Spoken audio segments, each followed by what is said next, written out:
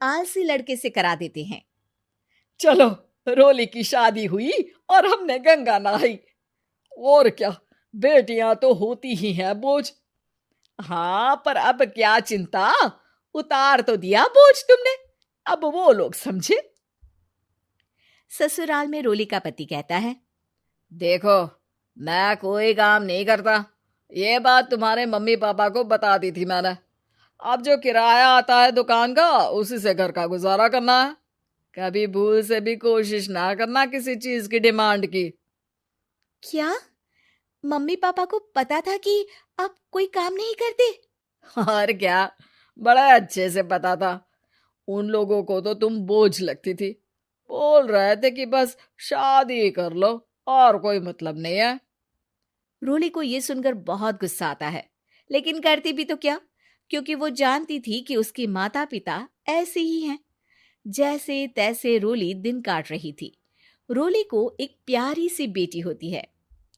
धीरे धीरे वो बड़ी होती है और उसके साथ उसकी जरूरतें भी बढ़ती जाती हैं। सुनिए जी, अब तो सिमी बड़ी हो रही है, उसका स्कूल में दाखिला कराना है।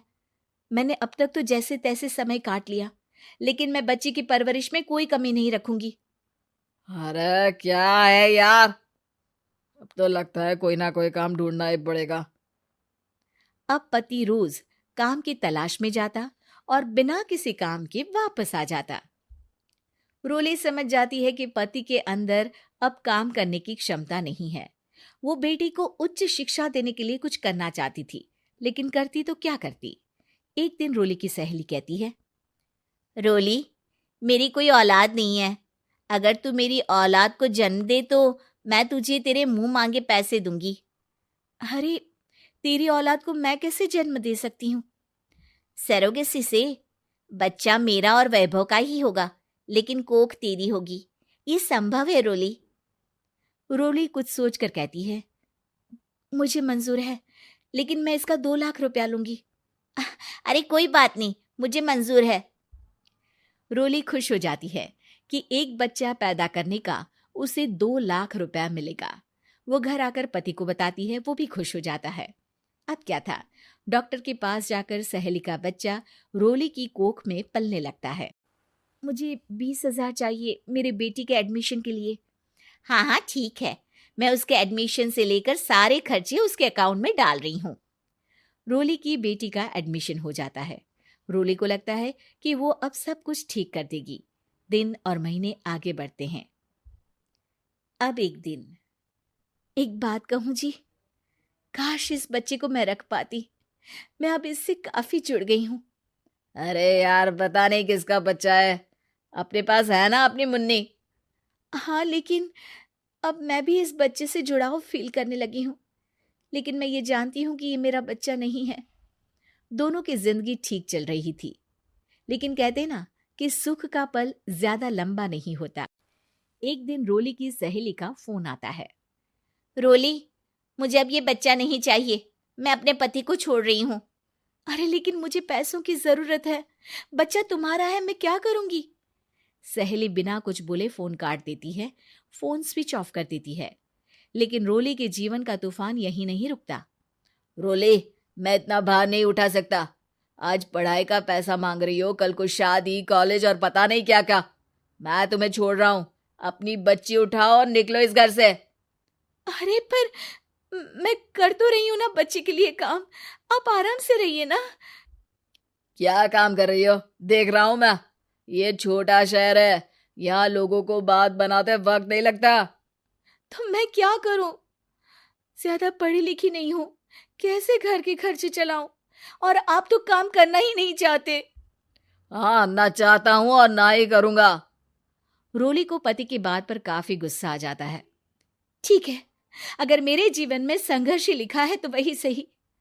इस वक्त पति होने के नाते आपको मेरा साथ देना चाहिए था, लेकिन नहीं, आपने तो इस हाल में मुझे घर से बाहर निकालने की बात कह डाली।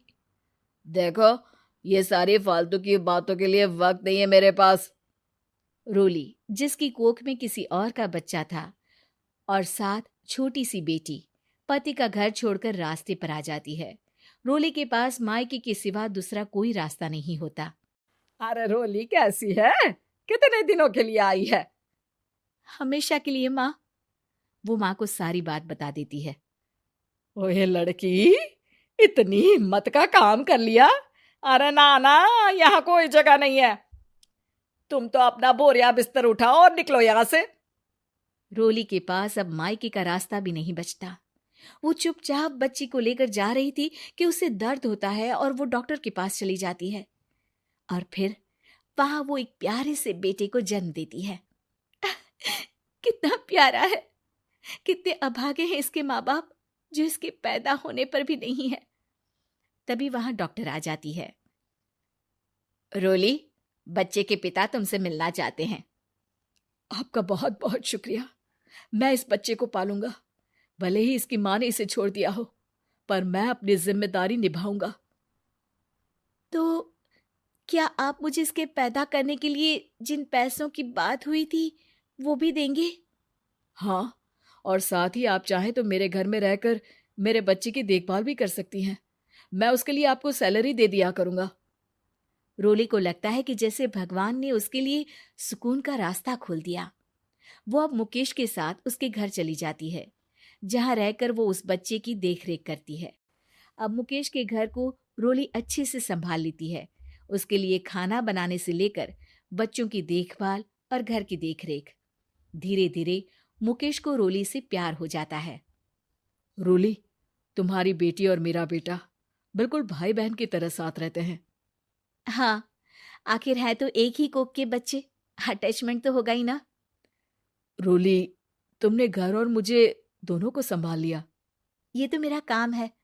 आपने भी तो मुझे छत दी जिससे मैं अपनी बेटी की पढ़ाई और भविष्य के लिए पैसे जोड़ सकूं।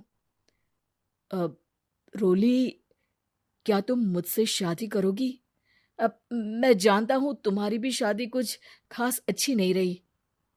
रोली को मुकेश की बात ठीक लगती है। वो उसे हाँ बोलने की सोच ही रही होती है कि उसके पहले पति का फोन आ जाता है। रोली, मैं बहुत परेशान हूँ। मेरा एक्सीडेंट हो गया है। मैं चाहता हूँ तुम वापस आ जाओ। रोली को पुराने पति की चिंता होने लगती है। वो सोचती है कि वो क्या कर रही थी। हाँ हाँ ठीक है, मैं आ रही हूँ। हाँ रोली, आ जाओ, लेकिन बच्ची को कहीं हॉस्टल में छोड़कर आना, क्योंकि मैं नहीं चाहता कि हम लोगों के बीच फिर से वो सारी बातें हो। रोली को समझ आ जाता है कि पति आज भी सुधरा नहीं है। वो पति के पास जाने से इनकार कर मुकेश को हाँ कर देती है।